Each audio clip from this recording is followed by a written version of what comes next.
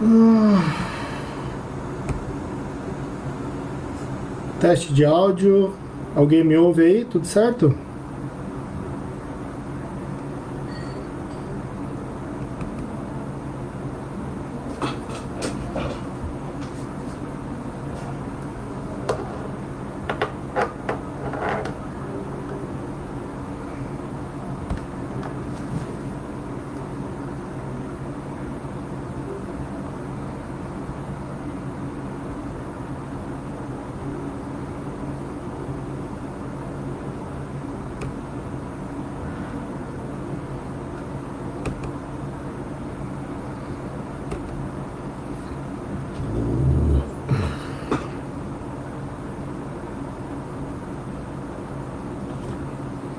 Ok, testando.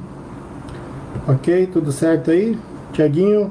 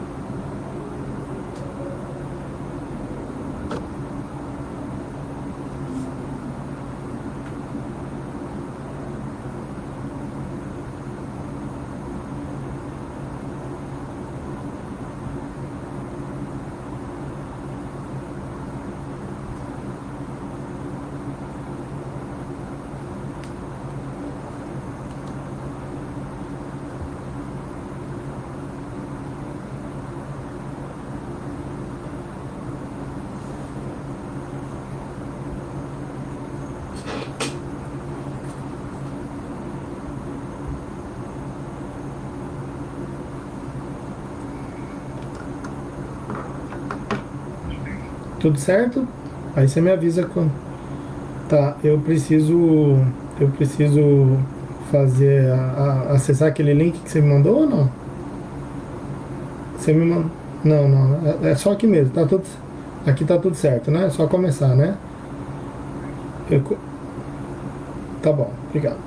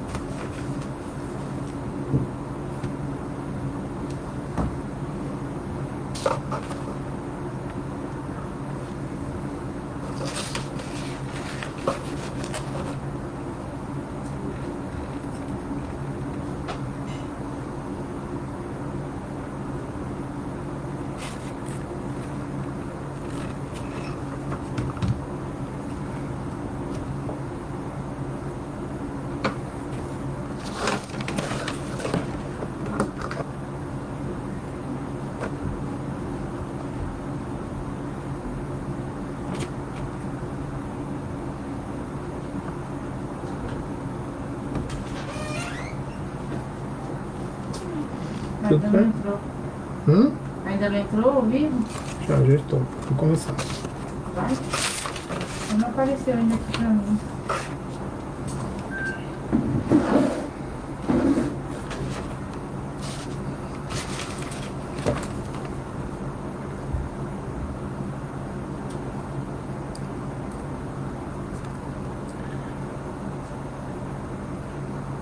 Muito bem, amigos. Uma boa noite a todos. É um grande prazer estar aqui com vocês, né? Aqui, quando a gente diz, ligados pelo coração, pela alma, em prol das reflexões da noite. O tema em qual abrangeremos hoje, abordaremos essa noite, está ligado aos amigos e aos inimigos. E um tema onde nós vamos abordar aí uma jornada narrada por Lucas, no capítulo 9 ao 25, onde ele narra esta passagem de Jesus junto com os discípulos. E Jesus, então, ele nos modela como lidar com os nossos amigos e também com os nossos inimigos. Ele que é o nosso modelo e guia. E para iniciar, então, nós vamos fazer uma leitura do livro Palavras de Vida Eterna, de título No Campo da Vida. E em seguida faremos uma prece. Se te encontras interessado no próprio aperfeiçoamento, aproveitar a palavra é a palavra de ordem. Repara o exemplo da natureza. O pão que te serve é a essência de muitos envoltórios que te tornaram para o quimismo da gleba.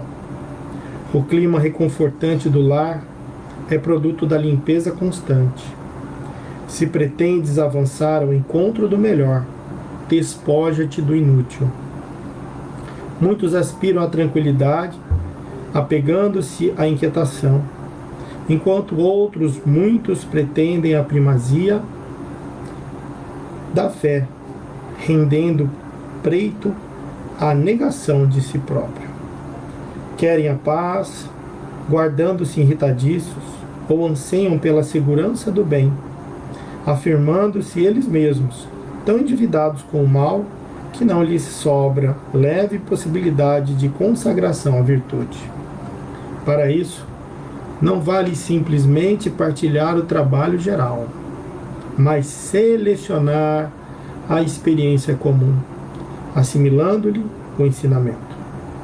Não sintonizarás a antena do coração com as mensagens de toda parte. Recolherás aquelas que te enobreçam. Não comprarás aflições. Preocupar-te-á com as que for justo. E não te esqueças, pois de que viver é atributo de todos, mas viver bem é o caminho de quantos se dirigem, leais ao bem, para a divina luz da vida real. Então, com este convite para que nós possamos viver bem, viver com o V maiúsculo, não é isso? Ter uma vida de elevação moral. Esse é o nosso convite dessa mensagem. Então vamos elevando os nossos pensamentos a Deus nosso Pai de infinito poder e bondade.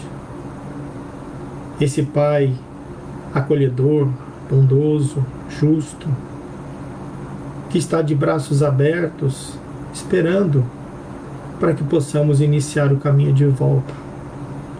Que as tuas bênçãos, Senhor, nos envolva a todas as pessoas que necessitam nesse instante do teu amparo, da tua força interior. E que possamos, Mestre, através das lições da noite, reenergizarmos os nossos votos de confiança, de paz, de serenidade, de alegria e de caridade.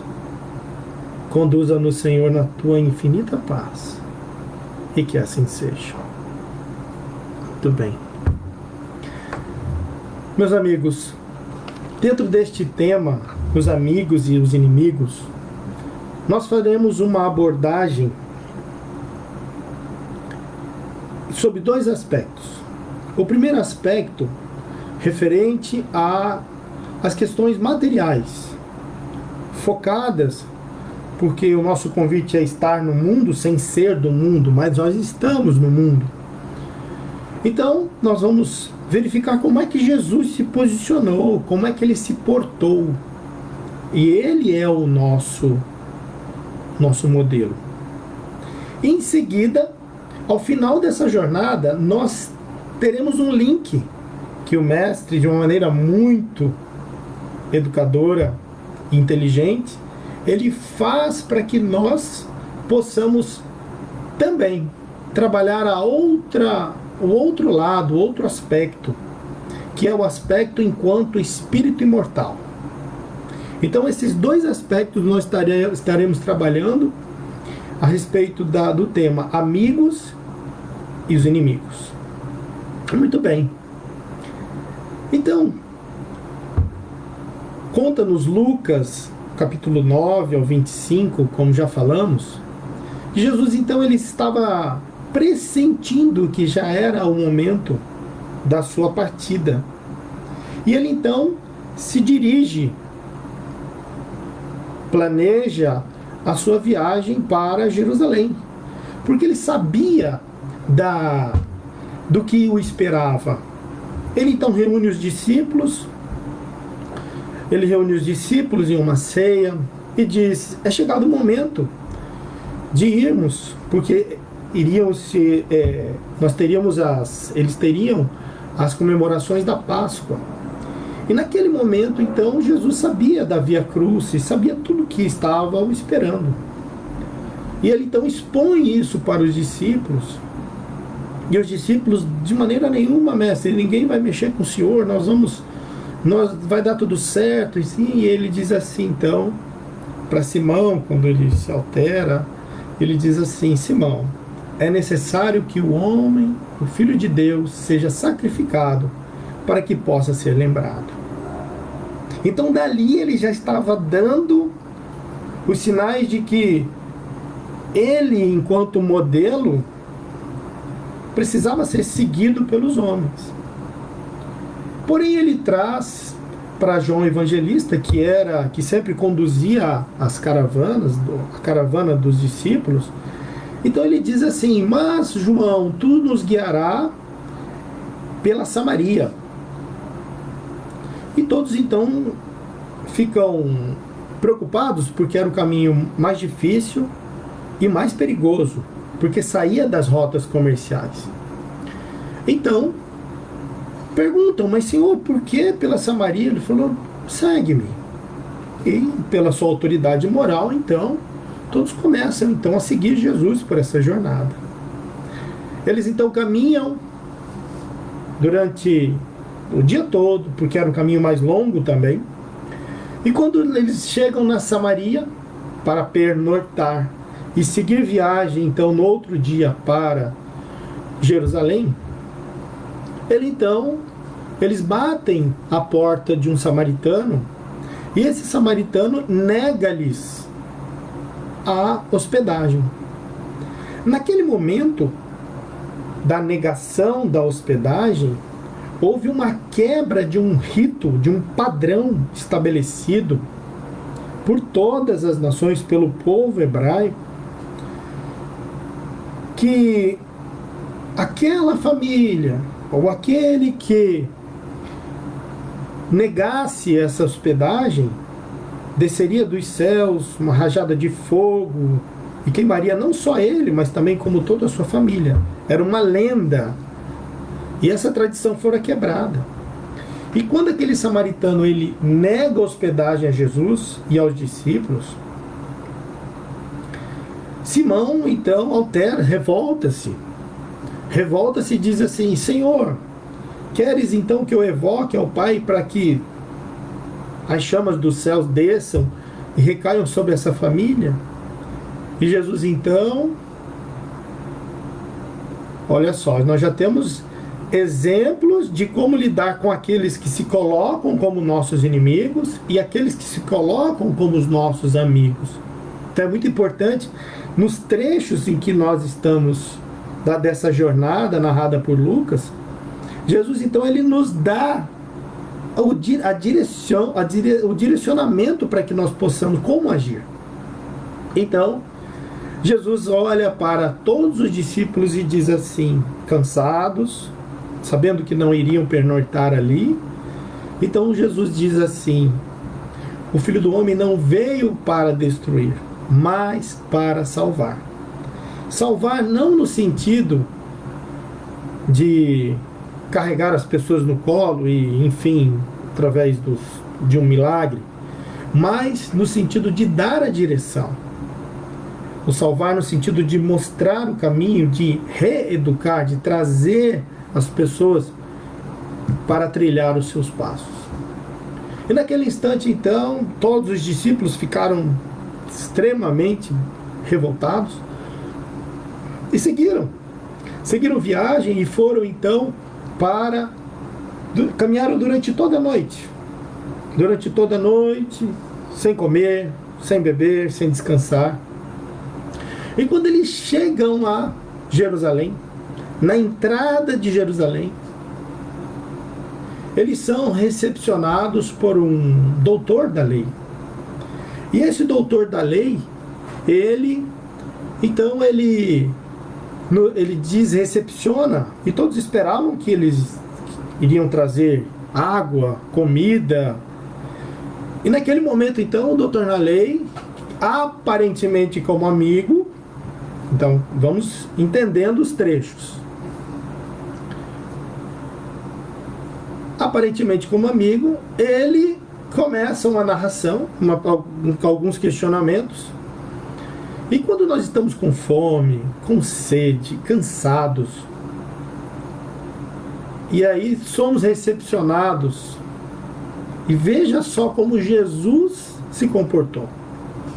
Então, Jesus, então, ele é questionado: Senhor, mestre, qual o maior mandamento da lei de Deus?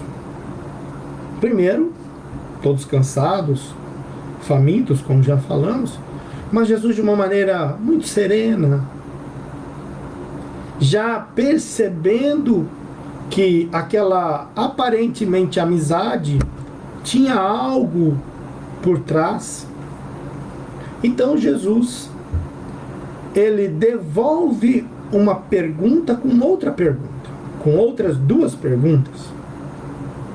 Primeiro, é importante saber que aquele homem, aquele aparentemente amigo, que veio recepcioná-los, doutor da lei, ele era um homem muito preparado, um homem que tinha o Pentateuco mosaico, os 5 livros que compõem as obras, a Torá. Então, ele era um homem muito estudado e que sabiam todos os mandamentos, enfim. Mas aquele homem, ele tinha uma outra intenção. E quando ele pergunta a Jesus, por ser um homem muito preparado, ele só esqueceu de uma coisa: que ele estava conversando com o governador espiritual do nosso orbe, Jesus. Jesus, então, percebendo as suas intenções, mesmo naquele momento, porque quando nós estamos com fome, cansado, a inquietude, a irritabilidade, e ele estava ali, sereno. E ele então responde a pergunta com outras 2 perguntas. Quando o doutor da lei pergunta para ele: qual o maior mandamento? E aí Jesus retorna: que está escrito na lei? E a segunda é: como lês? O que está escrito na lei? E ele, como um bom doutor da lei, estudado, de repente ele se pega enquanto alguém que estava questionando, como alguém que estava sendo questionado. Então ele já percebeu que a conversa já estava num outro rumo. E aí ele responde: amarás ao Senhor teu Deus, de todo o teu coração, de todas as suas forças e de toda a tua alma, e ao próximo como a ti mesmo. Jesus então responde: bem dissestes, faze isto e viverás. Então veja, Jesus está convidando aquele aparente amigo, mas com comportamentos que não transpareciam ser de amizade. Ele está levando aquele homem a sair daqui e a trazer toda essa inteligência para o coração, a refletir. E esse não é só um convite que Jesus fez para este doutor da lei. Para muitos de nós, que sabemos muito, estudamos as obras, mas este caminho para o coração, este é o caminho que nos traz os bons frutos. E quando Jesus faz isso, e quando Jesus fala para essa pessoa, então, para o doutor da lei, faz isso e viverás, então desperta, porque na cabeça do doutor da lei, esse viverás é herdar a terra promissora. E ele diz assim: quem herdará essa terra? Como eu faço para herdar? E aí Jesus então responde: cumpra os mandamentos. Mas existe uma inquietação junto a este doutor da lei. Por quê? Porque cumprir esses mandamentos, os mandamentos do Pentateuco mosaico, são 614. Já dificulta bastante. Mas aí Moisés veio e trouxe uma grande contribuição. E essa contribuição reduziu esses 614 para 10. É isso? Os 10 mandamentos. E Jesus agora está propondo algo mais profundo e eficaz. Está resumindo todos os 614 que foram resumidos nos 10, está resumindo em 2. Mas fazei. Então é o verbo de ação. Não é só a intenção. Amar a Deus sobre toda a sua força, com toda a tua alma, todo o teu coração, e ao próximo como a ti mesmo.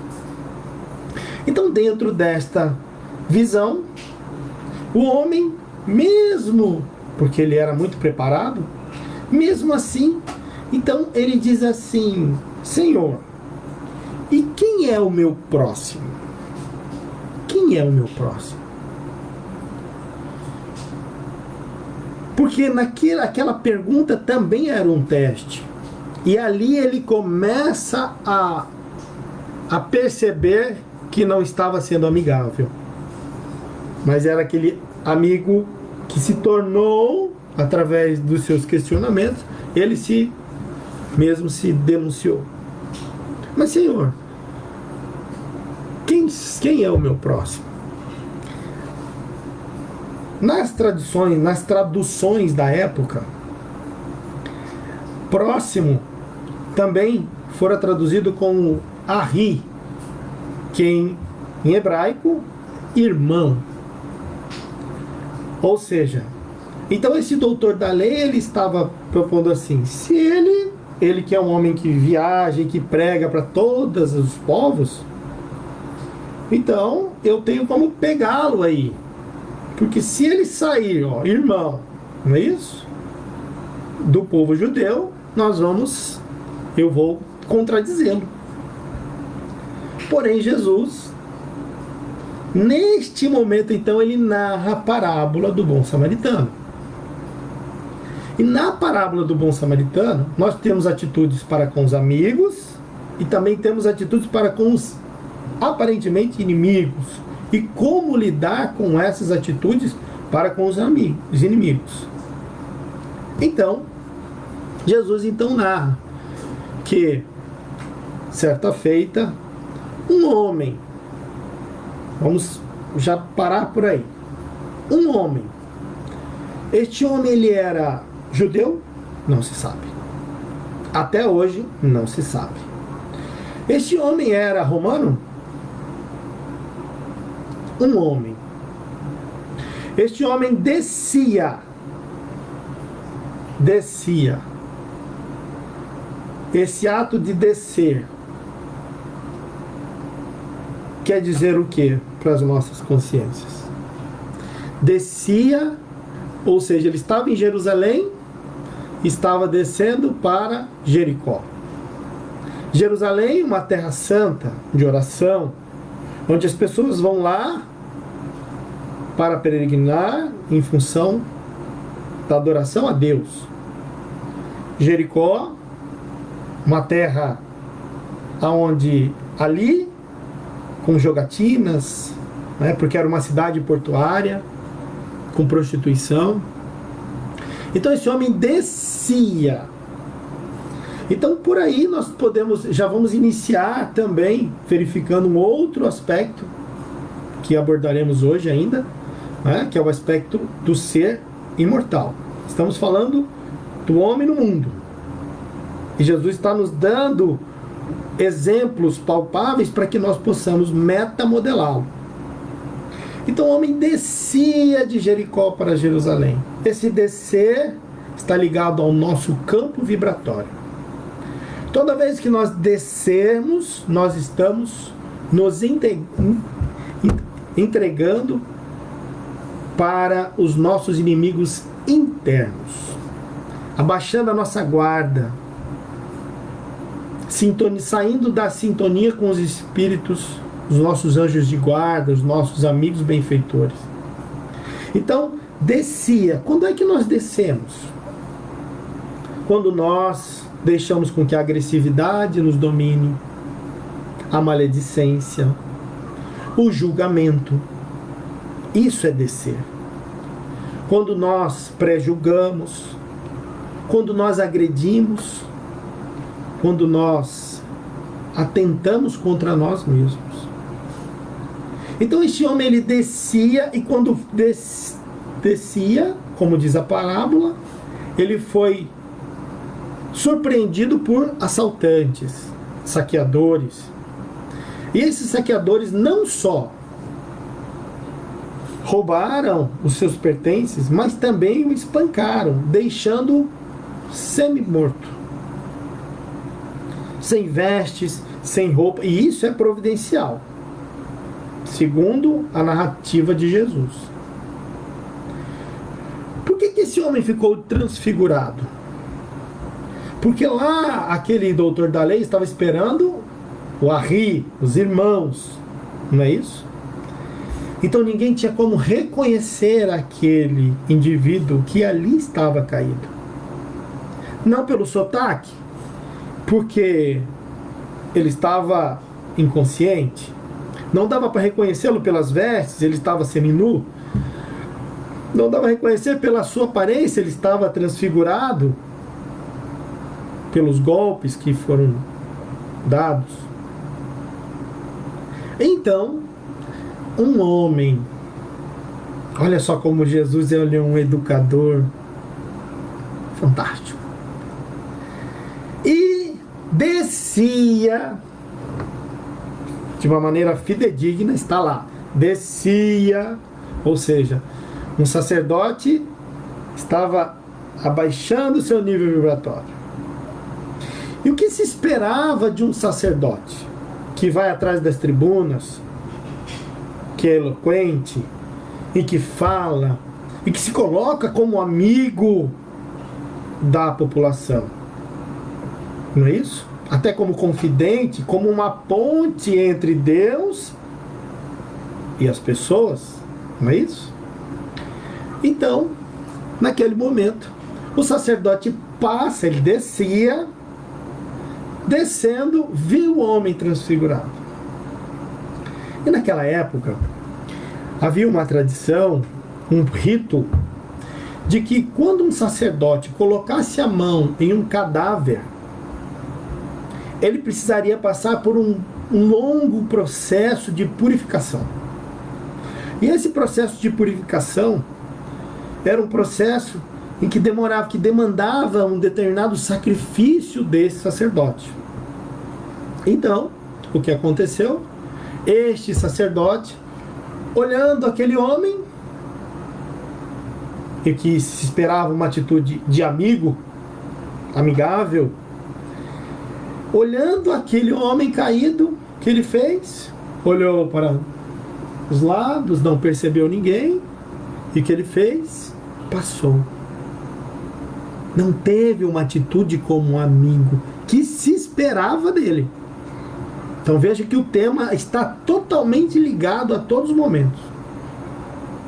Depois, nós temos um levita, também descia. E esse levita descia, viu o sacerdote, mas o sacerdote não viu. E os levitas eram aquelas pessoas que preparavam o templo. Viu o exemplo do sacerdote. Olha só como os nossos exemplos, como nós, enquanto pais, enquanto líderes, nas nossas instituições, nas nossas empresas, olha a nossa responsabilidade para com nossos filhos. Viu o exemplo do sacerdote também. Mas é importante voltar ao sacerdote, porque percebe-se que o sacerdote estava mais preocupado com ele do que com o caído. Não é verdade? O trabalho que ele iria ter de purificação, de saúde, teria que se sacrificar. O levita então viu o exemplo e seguiu. Mas, segundo Lucas, está lá, passava, porque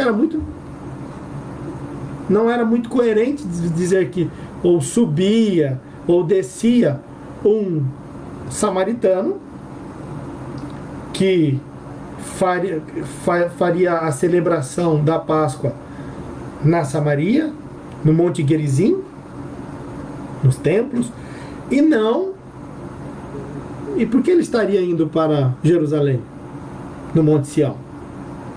Então, já que foram divididas há 700 anos antes de Cristo, com a ruptura das 12 tribos, comandadas por Salomão, então 2 ficaram ao sul, Judá e Benjamim, e daí veio a Judéia e o povo judeu, mas todos eles são formados de um mesmo tronco. E a Samaria ficou como o local, o centro, a capital das 10 cidades, os povos que ficaram ao norte. Então seria incongruente, por que esse samaritano, ele não podia estar subindo, nem descendo, ele estava e passava. Ou seja, o nível vibratório dele estava em sintonia com os benfeitores. E o que ele fez? Ele desceu do seu cavalo, pegou o que ele tinha, ele cuidou desse caído sem saber se ele era samaritano também, ou se ele era, e ele não quis saber. Então vejam como proceder com os nossos amigos ou inimigos, independente, porque ele não estava fazendo pelo outro, ele estava fazendo pela sua consciência. E naquele instante, então, ele coloca esse homem no seu cavalo, leva a uma hospedaria, deixa 2 moedas e diz: e se der, cuida dele, se tiver mais algum prejuízo, na volta eu passo e acerto. Vamos parar aí e relembrar o mandamento em que Jesus resume então o como proceder com o próximo, não é isso? O melhor mandamento, o maior mandamento: amar a Deus sobre todas as coisas, de todo o seu coração, de todo o seu coração. Ou seja, nosso coração é como uma unidade. Tem momentos que nós deixamos a raiva nos dominar. Nesse momento, nós estamos focados em um outro polo, que não é o bem. Mas quando nós nos entregamos à caridade, é o bem. Então, o bem e o mal a todo momento disputam o nosso íntimo. E a todo momento nós estamos, ora eu estou bem, ora eu caminho pelo mal, ora não, eu me recupero. Então esta unidade de todo o seu coração, isso quer dizer que O convite é para que nós mantenhamos a sintonia, para estarmos de todo o coração. É a unidade. Segundo item, de todo o coração, com todas as suas forças. Forças, segundo as traduções da época, são os recursos. Todo recurso que tu tens deve ser entregue às obras de Deus.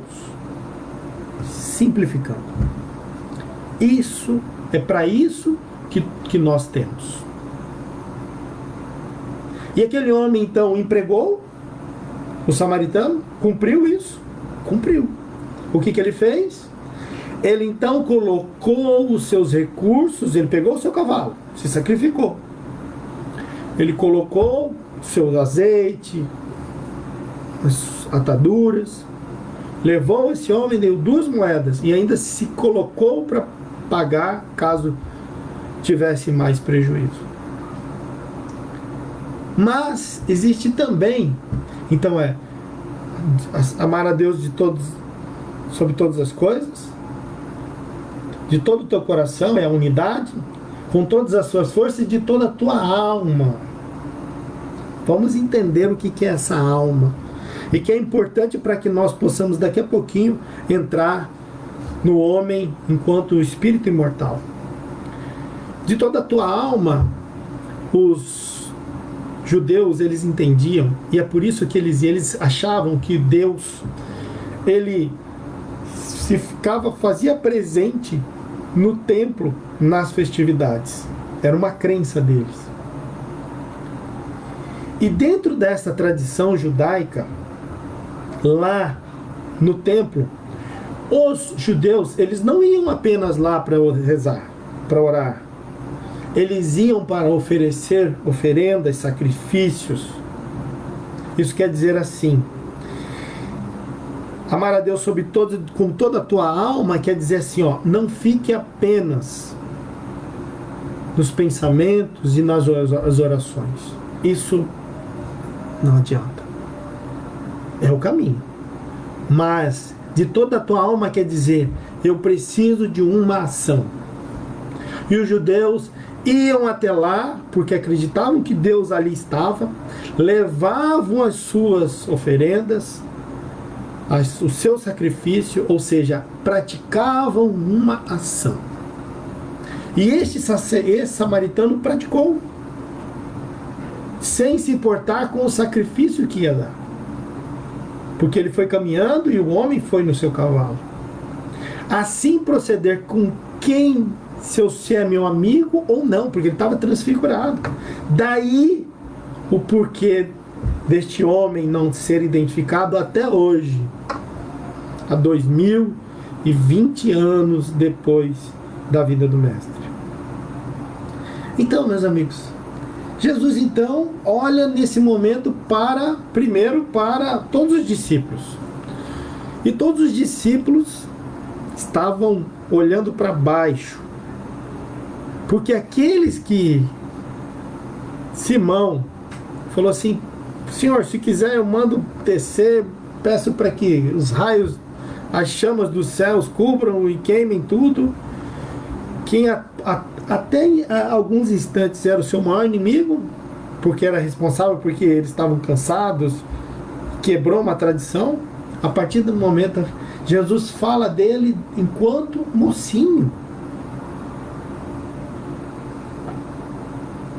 Da mesma maneira, Jesus então olha para o doutor da lei, para fazer com que esse doutor da lei então ele fizesse esse caminho para o coração, porque ele era um homem muito estudado, mas só que superficial, assim como tantos que estão por aí, que sabem muito, mas fazem pouco. E aí Jesus então pergunta e faz a pergunta: quem se tornou o próximo do caído? Olha a inteligência da pergunta. Quem se tornou? Então quer dizer que o meu próximo, se eu sou cuiabano, o meu próximo não são só as pessoas de Cuiabá. Não. Se eu sou de Rondonópolis, o meu próximo não são só as pessoas de Rondonópolis. O meu próximo é uma atitude em que eu me coloco como próximo. Quando sou tocado de profunda compaixão. E ele faz então essa pergunta olhando no fundo dos olhos do doutor da lei. Quem se tornou o próximo, mais próximo do caído? Então, a resposta do coração. Jesus conseguira acessar aquele homem preparado, estudado, e ele então diz: aquele que foi tocado de profundidade, que atuou com compaixão. Então, meus amigos, nesse instante, Jesus então ele está dizendo: quem são os meus amigos? Quem são os meus inimigos? Os meus amigos, então, eu tenho que cuidar deles. Os meus inimigos, amai o vosso inimigo, dá uma aturada, é mais ou menos assim? Não. É a mesma procedência. Se a pessoa ela se coloca como seu inimigo, que pena. Mas aí já é algo dela para com ela. Agora, quando você... Então, se possível, peça desculpas se errou. Mas se não errou, vibre positivamente pela pessoa e não querer o mal.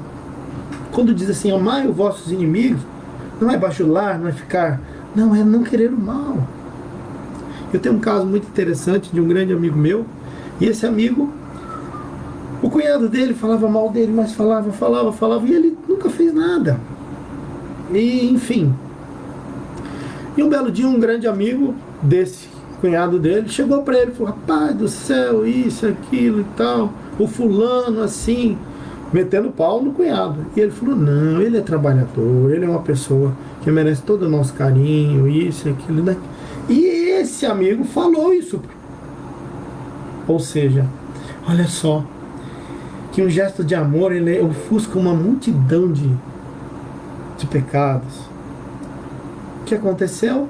Essa fagulha, essa energia que foi sincera, porque era uma pessoa que conhecia os preceitos espíritas, então essa fagulha chegou até o cunhado.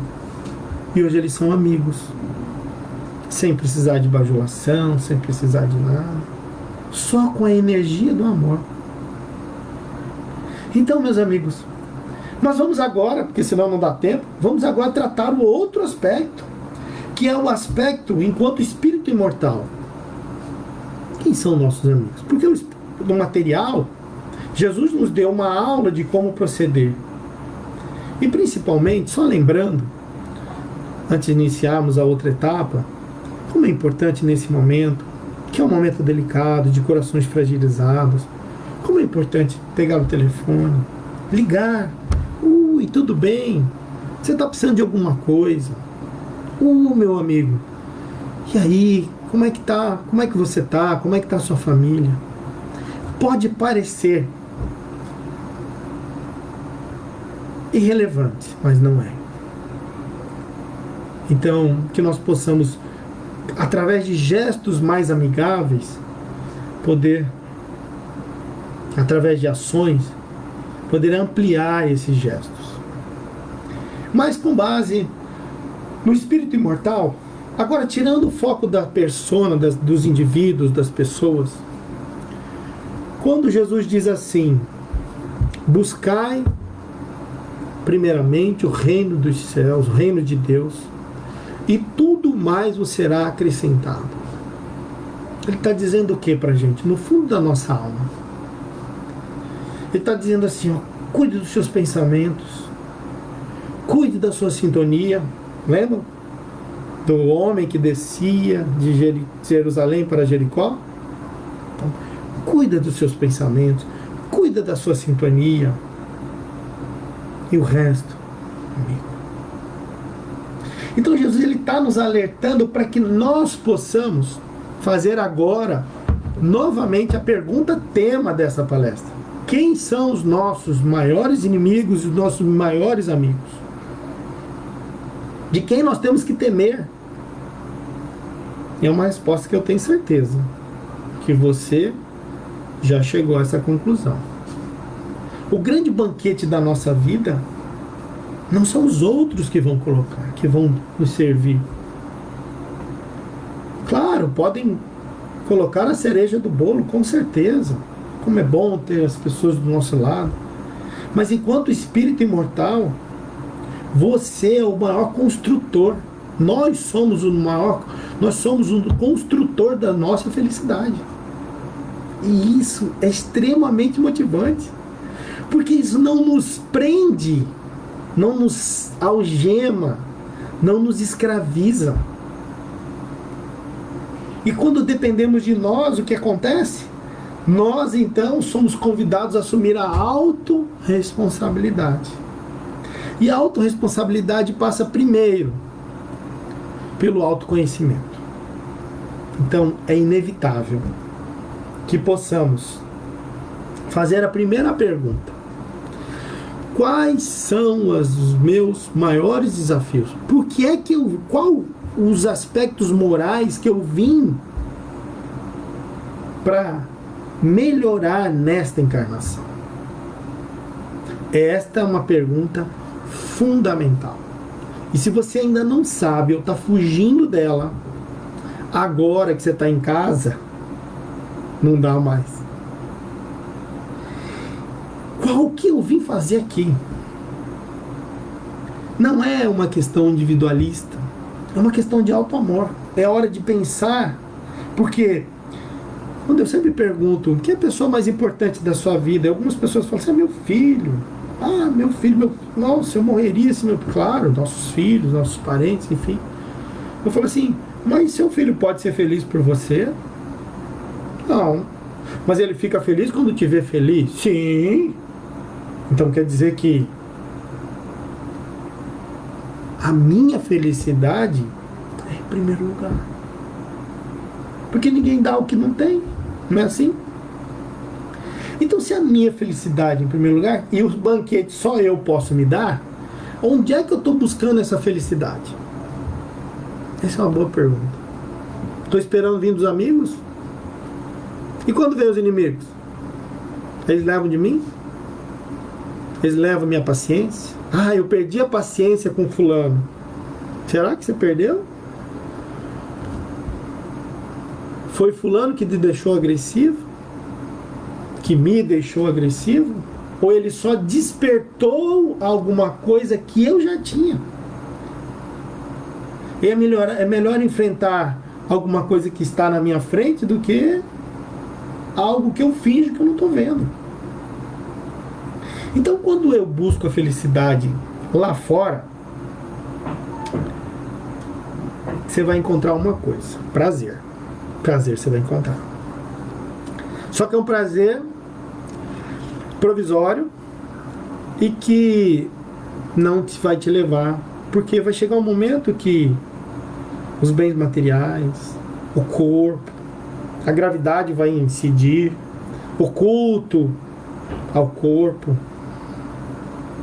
as academias não vão mais adiantar, os processos cirúrgicos, e aí você vai ter que encarar. Só que não é muito melhor nós fazermos uma busca interior?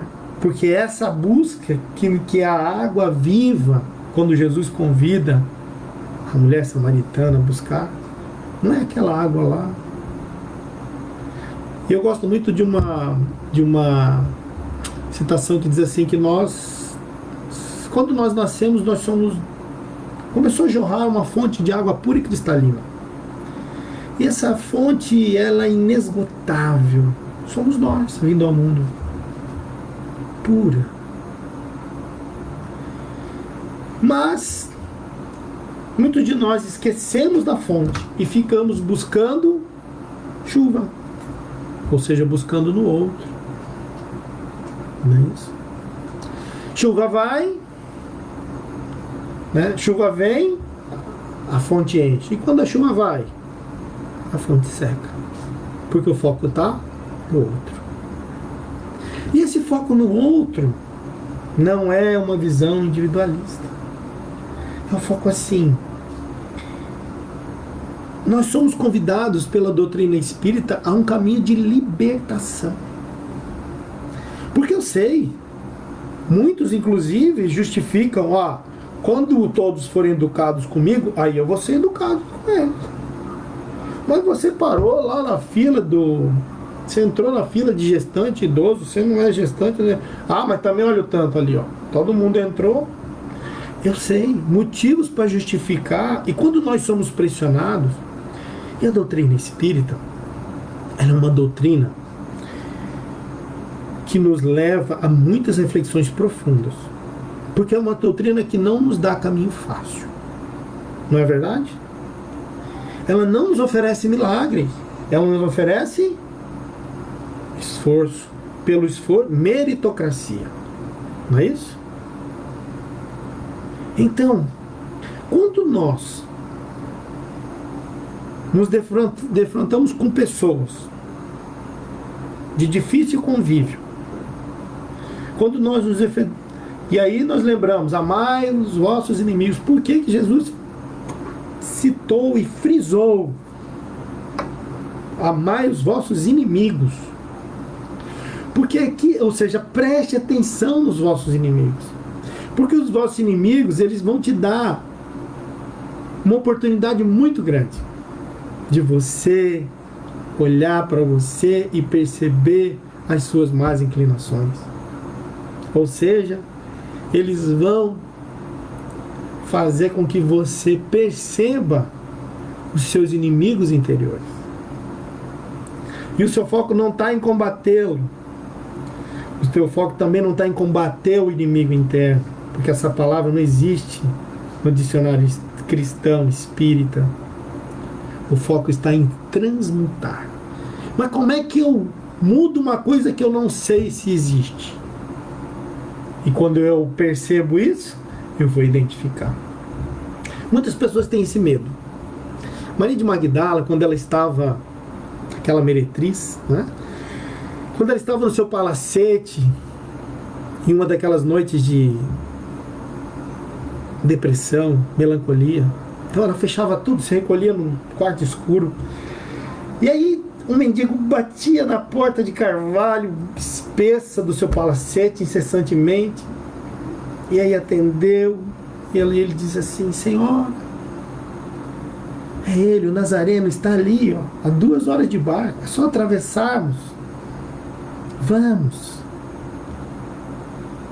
A senhora me pediu que quando eu encontrasse, que eu viesse dar as notícias e que eu a conduzisse até lá. Sou eu, estou aqui.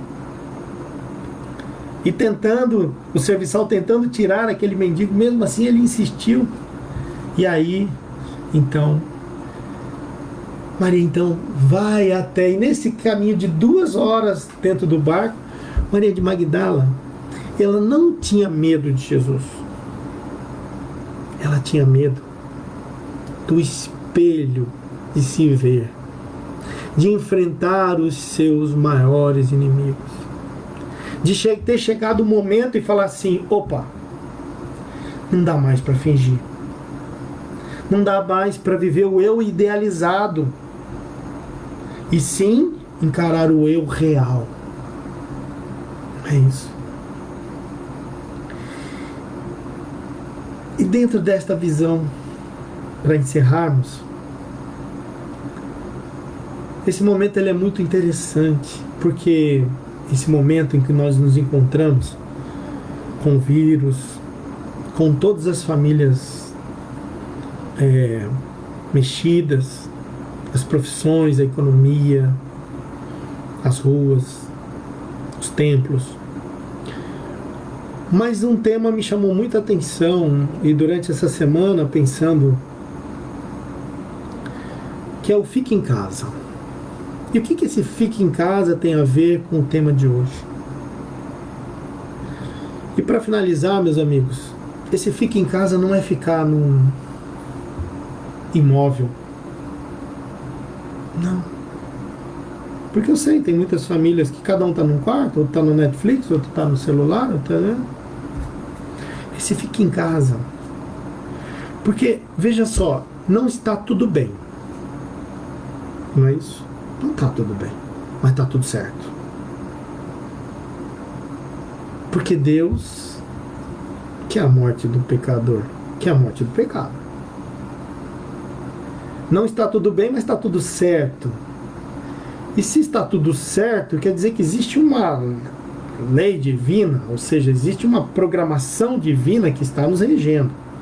E qual é o nosso convite? Eu gostaria de finalizar esse nosso encontro. Fique em casa quer dizer, está na hora de parar com as fazeções de coisas. Não é isso? Sair de casa cedo e ia para o supermercado, ia para isso, ia para o trabalho e não é assim? Não pode mais aglomerar, não pode mais sair. Por que será? Fique em casa quer dizer recolha-se na sua intimidade. Perceba que você é o construtor da sua felicidade.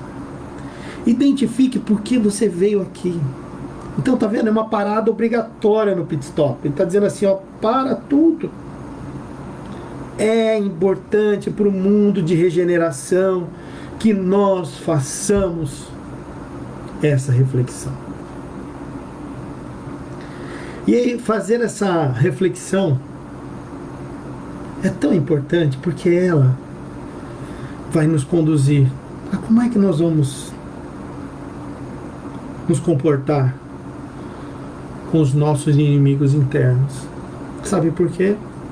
Porque nós vamos perceber então, identificados as nossas maiores dificuldades, nós vamos perceber uma coisa,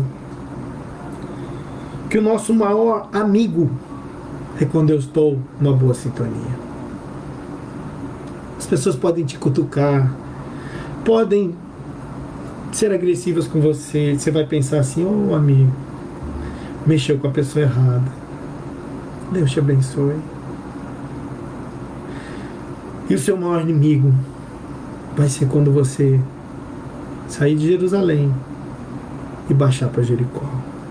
E nesse caminho, os seus maiores inimigos, o seu orgulho, a vaidade, o culto ao corpo, a agressividade, o ciúme, a vaidade, a inveja, nós estaremos sem vigia e podemos ser surpreendidos por esses assaltantes internos. Então, meus amigos, fizemos uma abordagem externa, onde Jesus nos conduz, e agora com essa abordagem interna, a grande mensagem é: fique em casa, na tua casa, na morada do Pai, na sua casa interna que nos acolhe, que nos conforta e que nos deixa extremamente felizes quando nós podemos olhar para trás e falar assim: estou no caminho. Se eu estou no caminho, estou bem. E para encerrar, meus amigos, eu gosto muito de uma frase que diz assim: não morra antes de ter morrido, não morra antes de ter vivido, não morra antes de ter se encontrado. Vamos orar? Deus de amor, de infinita bondade, Jesus, nosso mestre querido, amigo de todas as horas, gratidão, Senhor. Gratidão pela oportunidade da vida, gratidão pelo seu carinho, pelos nossos desafios. Não pedimos, Senhor,